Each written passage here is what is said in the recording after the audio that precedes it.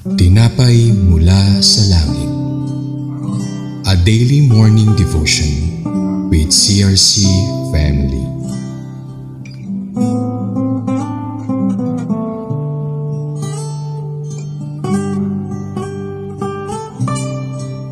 Isang mapagpalang umaga kapatid, ako si Brother Bless P. Balahula from CRC Chess, Tres Martires City. Samahan niyo po kami sa ating programang Tinapay Mula sa Langit, ang pang-araw-araw nating devotion sa salita ng Diyos. Ngayong umaga ay matutunghayan natin, or this morning we will talk about Balaam's first oracle. We can find that on Numbers 23:7-10. But before that, let us pray. Lord, thank you for another blessing, another chance to live and to serve you. Lord, samahan niyo po kami hindi lamang sa umagang ito, ngunit sa buong araw na aming pakikipagsapalaran sa mundong ito. Alam namin na itong mga aral na ito ay aming magagamit at may sasabuhay upang mamuhay ng tapat at nasa katarungan. Gamitin ninyo po kami sa inyong kalawalhatian. Ito pong sama-sama at dalangin namin sa pangalan ni Jesus. Amen. So mababasa po natin ang ating scripture on Numbers 23:7-10. Sabi dito, verse 7, Then Balaam spoke his message. Balak brought me from Aram, the king of Moab, from the eastern mountains. Come, he said, curse Jacob for me. Come, denounce Israel. Verse 8,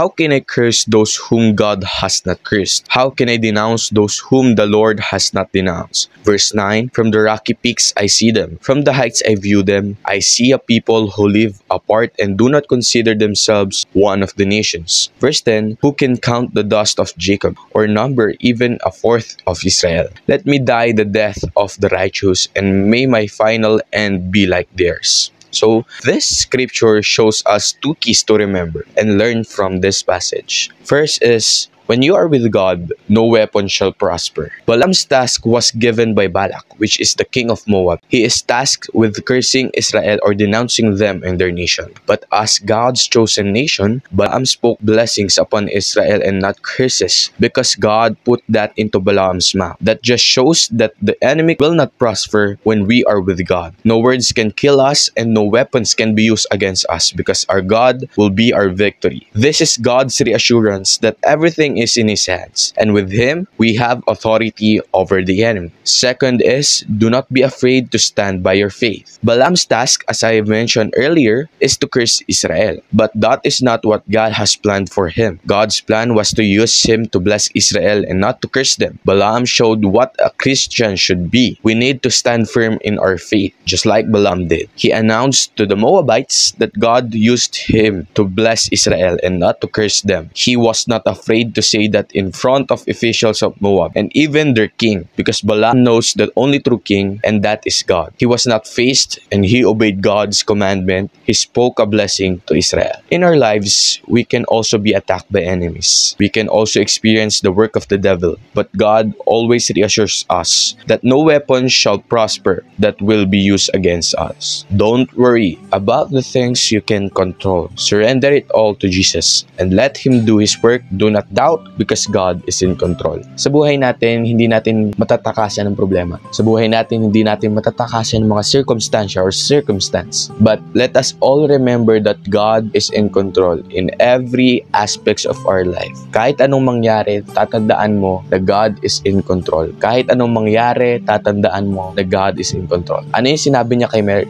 Sinabi niya na do not be afraid, for I am with you. Ibig sabihin, ganun din sa atin. Huwag tayong matatakot dahil ang Diyos ay nasa sa atin, nasa puso natin. Kaya sa araw na ito, kung ano man ang gagawin natin, naway makita ang Panginoon sa buhay natin. At naway makita na ang tunay na Diyos ay may kontrol sa buhay natin. Ito po ang mensahe ng Panginoon o binigay ng Panginoon sa akin sa araw na ito. At bilang pagtatapos, tayo po ay manalangin muli. Samahan niyo po ako sa panalangin. Lord, maraming salamat sa aming mga natutunan that truly, Lord, you are in control. Truly, Lord, that no weapon shall prosper against us because you are with us, Panginoon. Alam namin, Lord, na ikaw ang may control sa lahat ng bagay, kaya magtitiwala po kami sa inyo. Ang bawat isang nakikinig dito ay magtitiwala sa inyo. Ngayon pa lang, Lord, we declare blessings upon blessings, Panginoon. We declare healing upon healing. Alam namin na hindi niyo po kami papabayaan ni iiwanan. And Lord, you are in control, kaya kayo na pong bahala sa aming mga buhay.